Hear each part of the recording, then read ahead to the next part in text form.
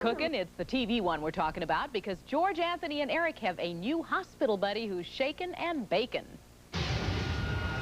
Coming up on ET, ER's tough new doc has the lingo down. Laura Lee is a 16-year-old with Crohn's who was resected 2 years ago for an ileocolic fistula. Why the new surgeon in the ward has Noah Wiley saying, oh no. From Jim and Lauren to JFK Jr. and Carolyn. John needed a stabilizing force in his life. Our long-lasting celebrity marriage is in the stars for the stars. Tom Cruise never takes him off. Now, why being a Ray-Ban man makes you cool when you're hot in Hollywood. Everybody in high school, the cool group. Made in the shades. Next on ET. Detective Jack Cole has always worked alone until now. I can't fight. This is not the time I want to hear that. Well, minute there. The sign of a true star is the ever-present pair of sunglasses. Look at Jack Nicholson and Matt LeBlanc. But the king of cool shades is Tom Cruise, and he's bright as the sun as he sets the star style. What does Jerry Maguire, Tom Cruise's next film, have in common with risky business? Pardon me?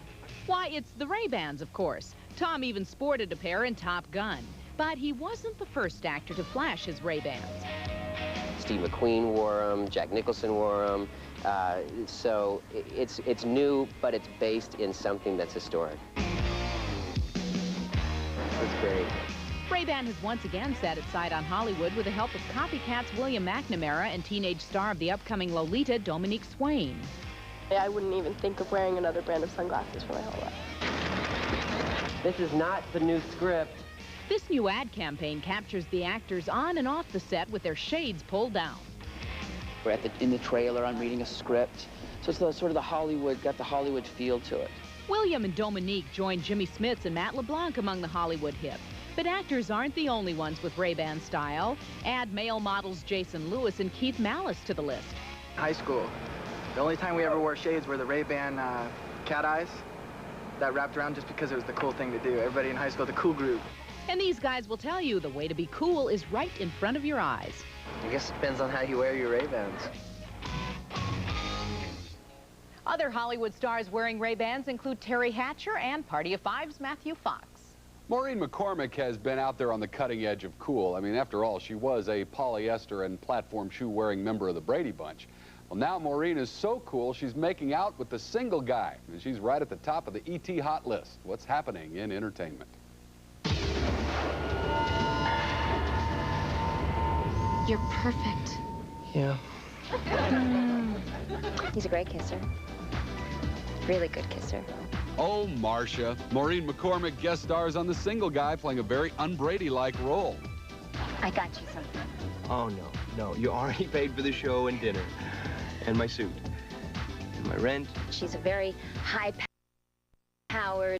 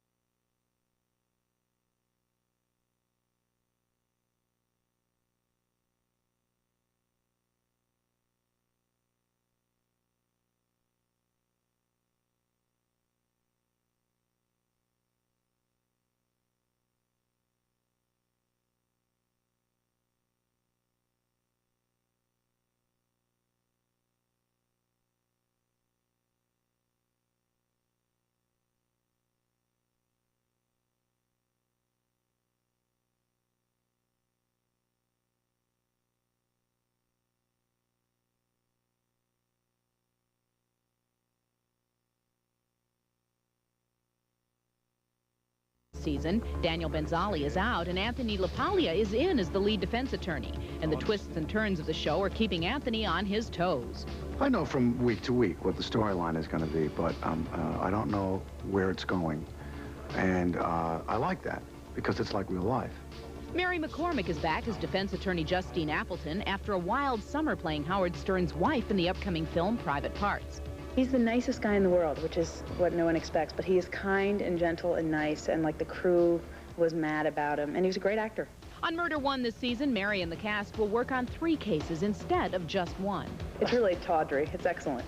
And how about Lots of sex and drugs and all the good stuff. In the first, Missy Kreider plays a defendant accused of murdering the California governor and his mistress. Sometimes she's very innocent and school teacherish, and sometimes she's very sullen and very intense and very numb about the whole thing. But even with the serious nature of the show, the stars are having fun on the set. We're just boozing it up at the law firm. Sometimes we're naked. We do get naked. No, we don't. We have a lot of laughs. They made my life coming into this so easy. They were so gracious. Let me help you, Miss Rooney. Anthony says he got the legal lingo down by hanging out with some lawyer friends of his. He begins billing by the hour on ABC's Murder One tonight.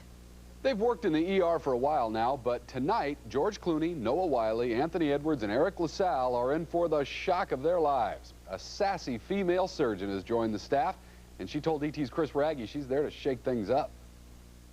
Hey, you're Benton, aren't you? Abby Keaton.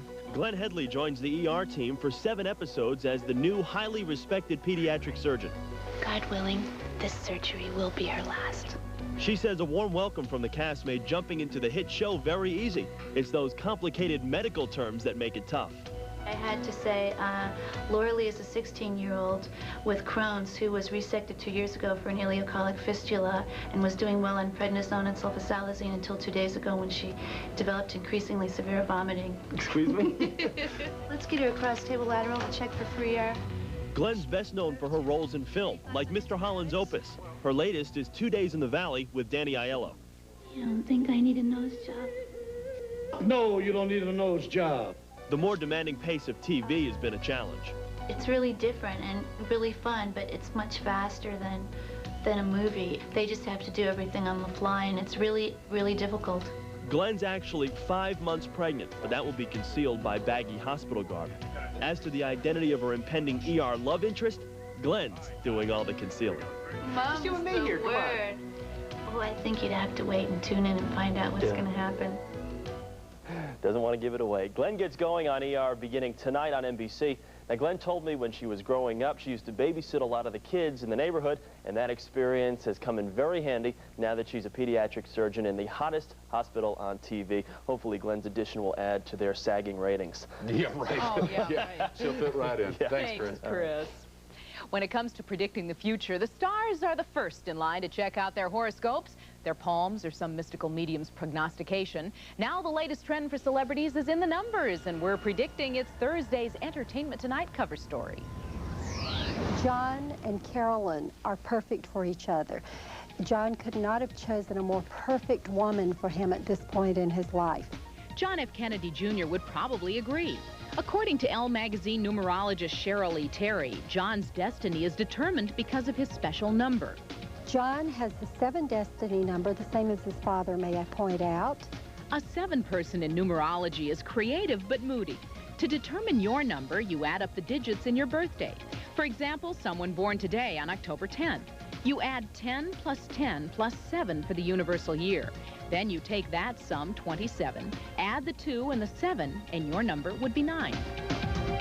Cher is a 9, and people with that number are visionaries and outgoing.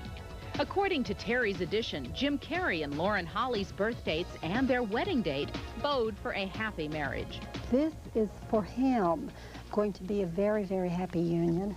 Christy Brinkley and 4th husband Peter Cook were married the same day as JFK Jr., but her number indicates fertility. Christy Brinkley could very well be pregnant because she is in a very strong numerological vibration for becoming pregnant. I always tell people when I see this is if you don't want to be pregnant, do take precautions. Sly Stallone and Jennifer Flavin's daughter Sophia has a hot number. Sly Stallone and this baby, 2 peas in a pod. They are going to get along so well. Melanie Griffith and Antonio Banderas are also new parents of a numerologically lucky girl. Stella, Melanie's daughter, is not going to buy into the oop-oop-a-doo of Hollywood. And 4 is Mama Madonna's lucky number. With her new movie, with the baby, with the lifestyle change, we're going to see a new, revised, and better edition of Madonna. Cheryl Lee Terry also says she sees John F. Kennedy Jr. walking away from the magazine he started, George, and moving on to a more humanitarian pursuit and possibly even politics. Seinfeld's Julia Louis-Dreyfus has a hairdo which has its days numbered. Or are they? Tomorrow on E.T., the mystery surrounding her disappearing long locks. An early clip coming right up on E.T. What former Saved by the Bell star was once a champion wrestler? Your answer is next in today's birthday. Birthday with E.T. today. What former Saved by the Bell star was once a champion?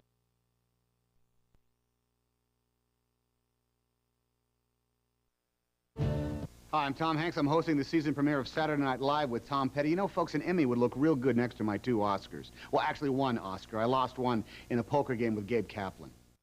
The Tonight Show for mature audiences only. Gina Davis reveals a torrid secret. Someday, I am going to be in dinner theater. Then, from men behaving badly, Rob Schneider behaves badly. Plus, relive the moment when the plumber saved the kitty. Jaywalking, and they should have listened to their mothers. Then Conan's got Tori Spelling tonight. NBC Sunday, it's an all-new Third Rock shocker. Dick tells Mary the truth. I'm an alien, and this is my salute. Even the guy who played Sulu is shocked. Oh, my. And then, on the premiere of Boston Common, Leonard's nervous. There's a secret club, and they need a little sacrifice. Dead man walking. Boston Common premieres Sunday. In New Hope, Maine, people are mysteriously dying on the same day. It's insane. Now, one man will dare to find out why. This might be a real dead end for you, sport. But in a place this strange, when your number's up, your life is over. God help you. The Lottery, NBC Sunday. I was a total pain in the butt when I was a kid. My parents were like, can we trade this one in for a toaster or something? Anything. But then Miss Singer came along. She taught 4th grade. She had this amazing ability to turn everything into a great story, so I didn't notice I was shutting up and sitting still. Miss Singer, it's teachers like you who make kids like me into something more than problems, and I just want to say thanks. Also, my parents have this amazing shrine put up, so if you want to stop by sometime.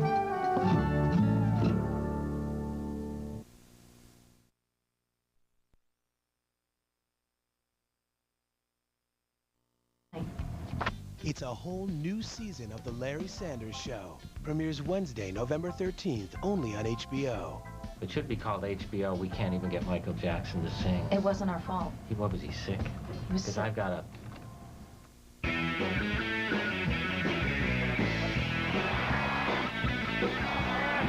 Why not a crook?